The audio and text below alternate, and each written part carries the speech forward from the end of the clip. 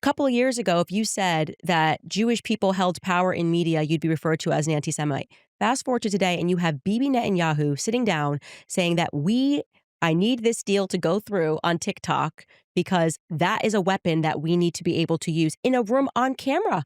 There's a Jewish supremacist billionaire class which is exerting a huge amount of power and muscle up front and behind the scenes. Candace Owens and Norm Finkelstein just sat down together to expose Israel's control over U.S. politics through the Israel lobby, through a mass propaganda campaign. And in this clip, they get into the two-pronged strategy through which that's done, both up front and behind the scenes. I think that's the most interesting aspect here. This is such a great conversation between a pundit from the American right and an old leftist, and I think it's the most powerful single-issue coalition in America right now, so let's get right into it. Please like the video and subscribe to the channel. So, I would just go through a few examples. Can I throw one at you? Barry Weiss becoming the president of CBS News, where I am telling you, if she actually sat an IQ test, she would be below average intelligence. What I would call that, and I'll get to that. Yeah. I would call that Jewish supremacist affirmative action. Correct. That's beyond what affirmative action. Yeah, it's crazy. She has no competence. She can't even hold a conversation. You don't even want to listen to her. She is so lacking in gray matter that she couldn't pass the test to be on The View. How is she not embarrassed to show up for work every day knowing that probably the majority, everybody knows, the majority of people that are, probably everyone is smarter than her. They've worked harder than her. They would be better in that position. And everyone's looking at you going, this is an affirmative action hire. And I call this the children of B'nai B'rith, and people that are reading the books that I'm reading will learn a bit more about that. But it's so obvious. Did a year at Tel Aviv University. She's in the club, so to speak. She was in the club from a quite young age. Yeah, she was born into it. She led the campaign at Columbia University when she was an undergraduate. Yeah, I mean, it's hard to discount what they're saying here. I don't really like the ad hominem. I'd rather tackle the individual arguments, but it does seem to be pretty palpable if you can't, muster the ability to get on The View with these kind of views that Barry Weiss has. And to me, the absurd thing about Ellison purchasing Paramount, the parent company of CBS News, and elevating Barry Weiss, the consummate neocon, she said that, she won't take it to heart when she's called a diehard neocon, a diehard Zionist. She was valued at $150 million for the Free Press, her media company.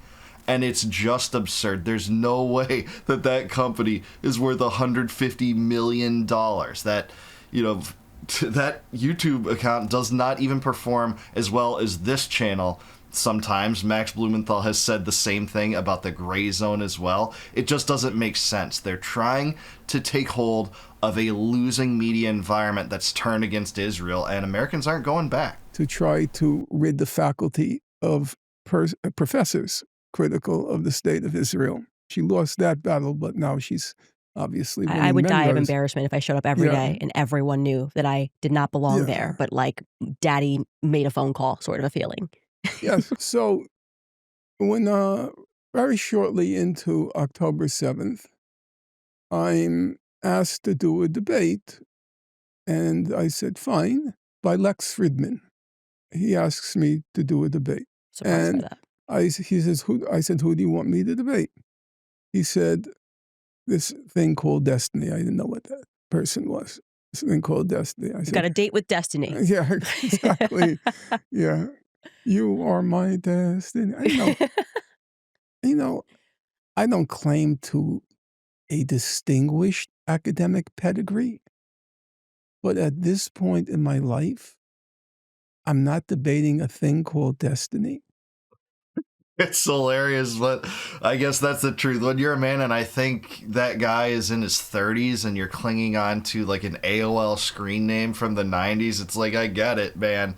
But, it's kind of odd to put you against, the foremost scholar on the Holocaust and Israel and its history against each other. Thankfully, that debate went a little bit better when you had two academics at least on the show, but we'll see where he's going with this. So I said to Lex Fridman, thanks, but no thanks. And then by the way, I didn't know who Lex Fridman was either. I don't follow podcasts or things like that. I'm a book person, old-fashioned. And then he gets back to me about 3 weeks later, and he says, how would you like to debate Benny Morris? I said, sure. Benny Morris is Israel's senior historian. I know his work very well, and it would be exciting for me, actually, from an intellectual level, to actually face him, because I had written a lot on him.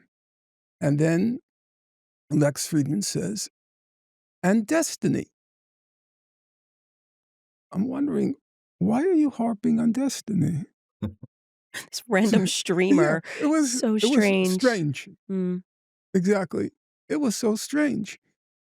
I then thought to myself, if I refused, then it would look like I'm afraid to debate Benny Morris, because he's Israel's senior historian and very smart. He knows his stuff, for sure. And I didn't want that to be broadcast far and wide, Finkelstein afraid to debate Benny Morris. So I said, okay, if he wants to come along with Benny Morris, this thing called Destiny, I said, okay, I'll do it. And by the way, if that debate had strictly been between Finkelstein and Morris, it would have been a far better debate. It was swept up in a lot of, stupidity that you would get from that kind of situation, in which it was studied academic scholars that didn't have the same opinions, but, could debate the finite items of these topics. But it wasn't that. If you don't believe me on that or have a different take, fair enough, but check a look at that episode of Lex Fridman. And I said, I'll debate with my good friend, very smart guy, Muin Rabbani, top of the line, and we have the same political outlook. So why do I mention it?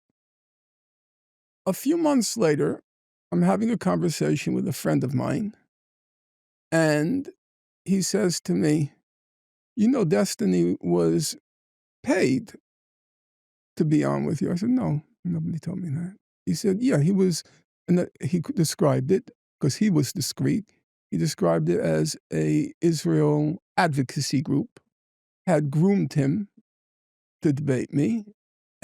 Is anyone surprised by this, by the way? Because most of the liberal, establishment from which Destiny purports to be from, the activist-based at least, not the actual establishment entrenched in politics, is actually pretty anti-Israel, or at the very least skeptical of U.S. aid to Israel, and doesn't believe in shoving money into the coffers of Netanyahu. And yet, their frontman influencer in his 30s, Destiny, the guy that essentially said the guy shot in Butler, Pennsylvania by the assassin trying to take out Trump, deserved it. He's not going to shed any tears for it. Yeah, that guy. Is anyone surprised about this? I'm not. And I'm using the words he said, paid him handsomely to debate me. And it's an unimpeachable source. By the way, the person who told me this is not political at all. Just by coincidence, he could say with absolute certainty, and I know it. Why do I mention it? Because at that time, this was like this first month into October 7th, it was a kind of a revelation. But now we're 2 years later. We're 2 years later. In the time that's elapsed, not one, not two, 3 Ivy League presidents were toppled. There's never been, I know the history of academic freedom in our country, I've written on it. There's never been anything like it. This massive assault. How was it conducted? It started with people like Bill Ackman, the billionaire. He threatens Harvard. You don't crush the encampments, you don't get alumni money. It was very, very straightforward. It was pure blackmail. Absolutely. It all happens behind the scenes in this regard, and you had Harvard warmed up to Jeffrey Epstein, giving him a private office in Harvard, famously so. Much has been written about that, too. Anyone connected to the Israeli government is treated differently by the Ivy League establishment, and effectively Bill Ackman exerted pressure to change the academic course in this country, knowing that many of these professors are from the left, from the old left, even the Marxist left, don't exactly have positive ideas and opinions toward Israel, but they are still trying to shape this in directions that they benefit them, just as they're trying to shape the media, like the TikTok acquisition. And Netanyahu and the group of influencers saying, hey, we need to talk to Elon Musk, implying, of course, we need to get Elon Musk to censor users by the purchase of Paramount and CBS. They're trying to buy the media establishment that's slipping away from their fingertips because Americans just aren't won over by these stupid, idiotic Israel first arguments anymore. They're just not. And thankfully, that is the case now. And which is, by the way, their favorite tactic. Financial blackmail comes first. It was financial blackmail. If you look at the Harvard report on anti-Semitism, one Jewish alumni, gave Harvard $200 million. One alumni gave Harvard $300 million. Ackman, $50 million. And then there was a petition organized. My memory is, but the number probably increased vastly. The original version of the petition, 1,200 Jewish alumni from Harvard threatened to withhold the alumni contributions. And so, systematically, these college presidents are being ousted. I can quote to you, but I can't tell you the source, but I could tell you, no, you have to judge people by their track record, whether I have a track record of being accurate or inaccurate. When President McGill was deposed from the University of Pennsylvania, a person approached her who knew her to express commiseration with her situation. And she replied with 2 words: money talks. That's the sad answer in American politics, and so many politicians are captured by this too. It's not just academics and the media culture. It's AIPAC boasting on their own site about having 361 representatives in their back pocket. They don't put it that way, but they say, hey, 361 representatives are aligned with us. How are they aligned? With the Israeli government.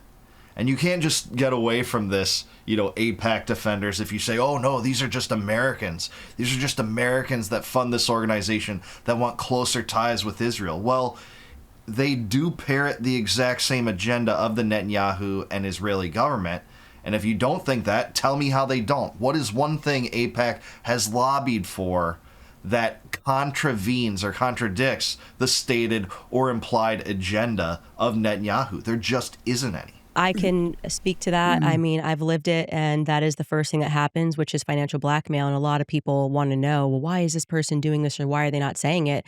And like, at the end of the day, they let you know you'll lose everything. And some people go, well, it's not risk. I'd rather just toe the line so that I can keep life as I know it. And so, yeah, the majority of people are facing that. They have families to feed, and they don't know how to restart because in most circumstances, it's all they've ever known. Right. So you're talking about someone who's maybe been in the academia for a very long time, and they're going, not only will we forcefully kick you out, we'll also slap a tag on you and call our friends in the media, like a Barry Weiss when she was at New York Times, to smear you and libel you as an anti-Semite. And so you're asking for a type of bravery that I would say most people don't have. And they just go, I'm going to shut up. That's so true. I think that's the biggest part of it, right? The pressures on these people, close to the levers of power, whether it be in the academic world or the political world or the business world, frankly, are too great for most people to overcome. Most people just will not cling to principles like Cato the Younger clung to principles at the end of the Roman Republic. It's sad but true, and thankfully we do have some people like that in Congress, the few, the proud, like Thomas Massie and like Marjorie Taylor Greene, that do. But man, they are few and far between. We need to have virtuous principles if we expect to live in a virtuous and principled world. But money talks, as Norm said, and that, unfortunately, is the reality. That's an impulse that humans have toward money over principles that override the interests of constituencies, the America First mentality that's being thrown by the wayside in this Hasbara, Israel First doctrine. And it's sad, but I hope it's overcome at some point. It does seem like more and more people are awakening to the reality of this. But the answer to that for people that are listening is take your kids out of the schools. You don't need these schools. I mean, what is the upside? You're paying an absolute fortune for your children to go to debt. The system is rigged anyway, right? You think they're going to have the same jobs. They want their children to go on. What does it say about our society that Norm Finkelstein can achieve tenure, but an admitted child rapist like Jeffrey Epstein had a office at Harvard University? Like that wasn't what caused the billionaire backlash, which would have made sense. We're all pulling our money unless you get this person who doesn't have any sort of an academic career, by the way, off of our campus. No, and this was after he admitted and served time in jail. This is such a good point. That would actually be deserving of the kind of backlash that Harvard and other Ivy League institutions have seen from not appropriately towing the Israel First line good enough for Bill Ackman. Yeah, you have this child molester with a special carved out office for him after his sexual molestation charges. It's so absurd, you can't even make it up, and it just gets ignored. Even in the discussion overarching the Epstein scandal and the Epstein cover-up and the Epstein story, this rarely gets brought up, so I'm so glad that Candace is. Jeffrey Epstein still had an office at Harvard University campus, and that's why I say to people, that's a Mossad operation, no matter which way you look at it. Harvard University, in my view, is running a Mossad operation, but again, don't want to get lost on another tangent. You are absolutely correct that is a stunning example of how the mechanics are when we're speaking about their system of financial blackmail.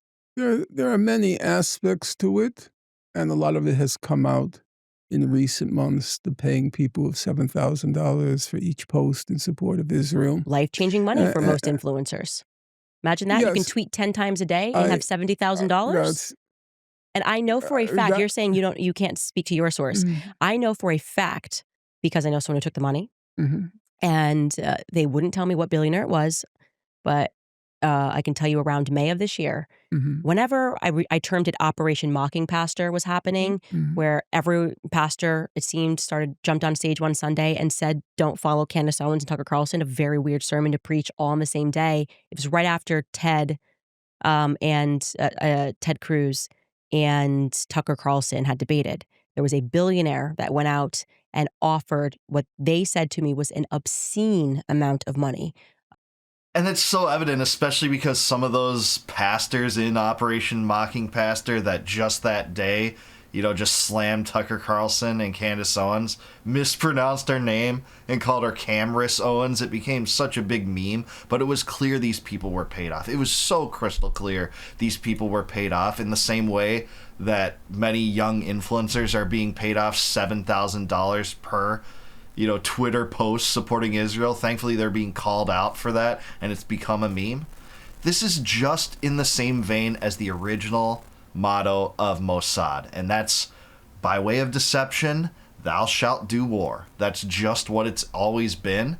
This is an Israeli operation within the United States to propagandize Americans. And yeah, there are cutouts that Netanyahu has in America that are American Jews and American Christian Zionists supportive of this nonsense, but its root is in the Israeli government and how it wants to wage what Netanyahu himself called the eighth front of Israel's war, having already bombed, 7 of Israel's neighbors since October 7th. The eighth front is the American people. It's a war for information. And I'm glad to say Israel's losing that war. Thanks for conversations like this between Owens and Finkelstein. For people to begin influencing by creating anti-Candace and Tucker videos. So that's how it works. I mean, that is just how it works. But I think before they were a little less arrogant and they wanted to be less obvious that that's how it worked. And now there's a panic happening. And so in their desperation, and this is what's happened over the last 2 years, they've just been sort of in your face. We're throwing money at the cause. We control everything. And we don't care if you know about it. Yeah, I totally agree with that. That now it's become, as I said, it operates in 2 levels. Part of it is remarkably in your face. Bill Ackman, a hedge fund manager, decides on his own who is going to be president of Harvard University. Yeah, he's right. It is desperation. I think it can't be viewed as anything other than that. And I think it's because of their stressing out over the time constraint they have, losing American support on this. They see the polls too.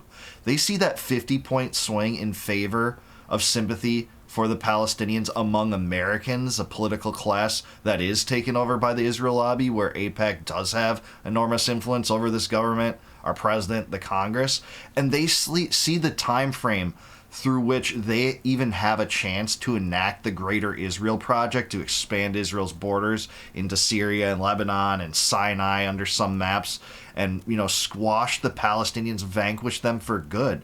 Smotrich continues to talk about that. I mean, how can this even be ignored? They see the door closing in front of them, and they are losing the debate if they haven't lost it already. And I dare say they've lost it already. I think that, more than anything, explains the desperate, erratic, and in-your-face behavior that you've never seen before in your life from the Israel lobby. There's nothing like that in our history. Just the brazenness of it. And recently, how about Bibi Netanyahu on camera with American influence? This is, I said in commentary about this, a couple of years ago, if you said that Jewish people held power in media, you'd be referred to as an anti-Semite. Fast forward to today, and you have Bibi Netanyahu sitting down saying that I need this deal to go through on TikTok because that is a weapon that we need to be able to use in a room on camera.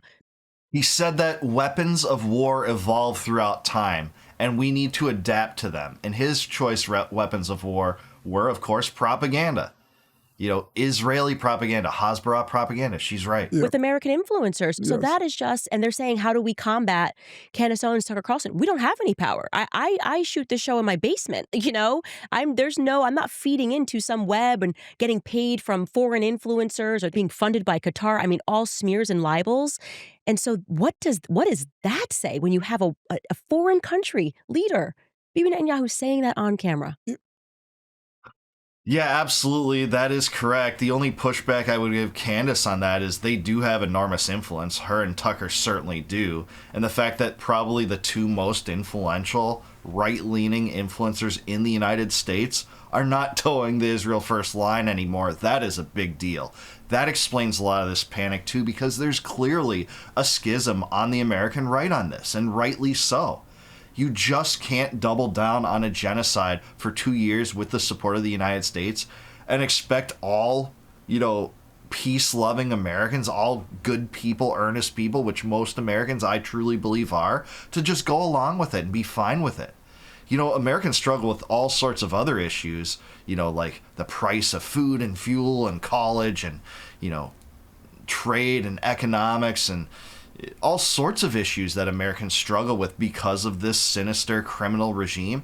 But it sure does seem like more and more people are awakening to the fact that not only is the Israel First mentality backward, is that a lot of our domestic problems stem from this. A lot of, the anti-Semitism and culture war divides in America is because of policy that's coming from Israel. And the idea of censoring speech that might be too critical of Israel, which some states have rewritten their state codes to accommodate. I think both Georgia and Arizona, maybe more states, have done that. That is what we're seeing play out here. And I'm so glad this conversation took place. I can't think of a more important single issue coalition to unfold between, as I said in the beginning of the video, a very popular pundit on the American right and a very popular old school leftist academic. It really is emblematic of the unity that can happen in terms of not getting involved in party politics per se, but in issue-oriented politics where single-issue coalitions are a much more worthy and effective way of getting things done than just siding with Tribe A or Tribe B and taking all the good and all the bad and all the ugly that comes with either of those two tribes. And guess what? I think those tribes represent the party of stupid and the party of evil. And when the party of stupid and the party of evil collaborate to do particularly stupid and evil things, what is that called? It's called bipartisanship. That's something my good friend Tom Woods said once, I believe, at the Ron Paul Rally for the Republic in, I believe, 2008. And I think that couldn't be more close to the truth. And it's just up to you as to whether you think the Democrats are the party is stupid or the Democrats are the party of evil, and vice versa when it comes to the Republicans. But look, I think these two nailed it. They understand the influence that the Israeli lobby has on the United States and the diehard fanatical attempts to propagandize Americans in the direction of Israel at all costs. They are desperate. You can see it from how they're handling, Tucker Carlson platforming Nick Fuentes, hysteria, we're going to shriek anti-Semitism. The same strategy that woke liberals use to shut down, conservatives like Ben Shapiro. Ironically, this led to the ascension of people like Ben Shapiro and Jordan Peterson, this woke liberal attitude that now these woke Zionists are using against critics of Israel. And guess what? It's not even, you can't platform this guy, but if you're platforming a guy who platformed this guy, they're at odds with you too. That happened recently. Dana Loesch interviewed someone to that effect and had a big issue with that. Maybe I'll look into that further. But they really are eating themselves, and I'm here to see it. I love it. We were due for this. This is your fault, woke Zionists, for refusing to tackle the issues, to debate the issues, to actually look people in the face that disagreed with you, who you said was guilty of hate speech, and just dismissing them outright, calling them, vermin or subhuman or anti-Semitic, and just dismissing them. It's those people that got spotlights of attention on them because of that mentality. Yeah, that could destroy someone's life 10 years ago. It's not working anymore. You have to deal with the arguments now. So if you think Nick Fuentes is a monster, or Tucker Carlson's a monster, or Candace Owens is a monster, they're monsters you created by doubling down on the Israel First mentality and a genocide for 2 years. That's what I think. But I want to hear what you think. Am I right about this? Is Norm right? Is Candace right? How do you see Israeli propaganda playing out in the United States right now? Just let me know in the comments down below. Please like the video, subscribe to the channel, also subscribe to Candace Owens. Thank you, Candace, for this conversation. If you like this video, please consider joining as a YouTube member by clicking the join button below. If you do that, I'll give you access to all of my videos before they go live to the general public on YouTube. You'll be able to see those members-only videos before anyone else. And if you want a free copy of my first book, Compact of the Republic, click the link in the description below. It'll shoot you off to my site. Plug in your email. I'll send you that book in PDF form, free of charge, no obligation whatsoever. That tells the tale of how the United States was once a decentralized political system where states held most power. America didn't get involved in these treacherous entangling alliances like the one in Israel, but then that system got perverted into an empire-building scheme. And until I see you guys next time, no more war, no more debt, no more inflation, and no more empire. Peace out, guys. Catch you in the next one.